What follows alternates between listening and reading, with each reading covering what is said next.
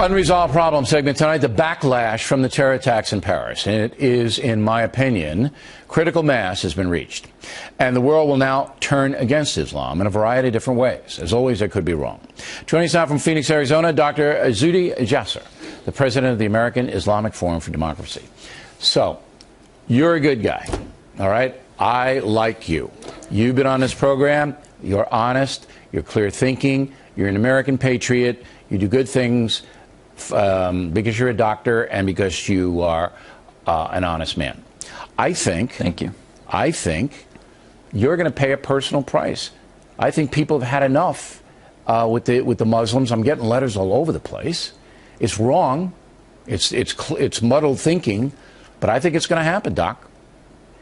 Well, Bill, you know, it takes sometimes some tough medicine for us to wake up, and I've been taking this risk. Many Muslims do, and ultimately, short of the violence, I pray there's no violence against Muslims, but we need urgency. We need fire under our feet. We've been given a pass. There's been denial, and ultimately, the best thing that can happen to Muslims and Islam is to defeat Islamism, to defeat not only ISIS, but all Islamic states. The pool that's creating these radicals right now, the war so-called against terrorism is a whack-a-mole program because it's being created. The product is coming out of a much bigger problem, which is a large political movement where the Islamists believe their states are better than secular states. I, as a former naval officer, Bill, would die for America, would die for liberty. The jihadist would die for the Islamic State. That's how we need to figure out who the good guys are. Here's the problem. We have the president of Egypt and we have the president of Bahrain, both coming out and saying, you know, we're going to get the jihadists. We have the king of Jordan. He's a Muslim. He's going to get the jihadists too. So that's three. But then you have the kingdom of Saudi Arabia, our big ally, that let the Wahhabists run wild. You got Pakistan, we've already discussed it. Disgusting country, revolting country, imprisoning the man who got bin Laden for us. Turkey, all right, won't even give us the support. They don't even have to do anything. Just let us land our planes so we can get ISIS. No. You see, now this is the stuff that people aren't going to make the differential. They're going to go, Muslims, we don't want to hear about them anymore. In Europe, you're seeing all the thousands of people. It's anti-Muslim demonstrations, not anti-jihadists.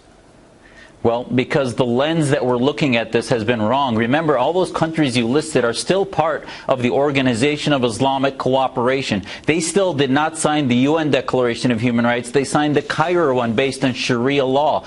To this date, during the Cold War, Bill, we had hundreds of researchers studying in the Pentagon, State Department, Soviet war theory, communist war theory. Today, we won't study Sharia. Islamic law is not being discussed as the instrument of political Islam. While some of these dictators may be better than others, what you're not hearing from the El-Sisis of the world, yes, they're getting upset with the populist Islamists, but as dictator tribal Islamists, they still feed from the same pool. What they're not saying is countering liberty, is building liberty, freedom, democracy. They don't believe in it. Well, they don't. Exactly. No. Well, what brought America was the defeat of theocracy, of the Tom Paines, the Thomas Jeffersons. Yeah, I mean, that was part of it. But they don't believe, the leaders in most of these Muslim nations don't believe in freedom. They don't believe that the masses have the education for it. We're not going to change that, but we have to get them to fight the jihad. Doctor, we appreciate your point of view. Absolutely. As always, you might want to check out the doctor's book called A Battle for the Soul of Islam. Very interesting read.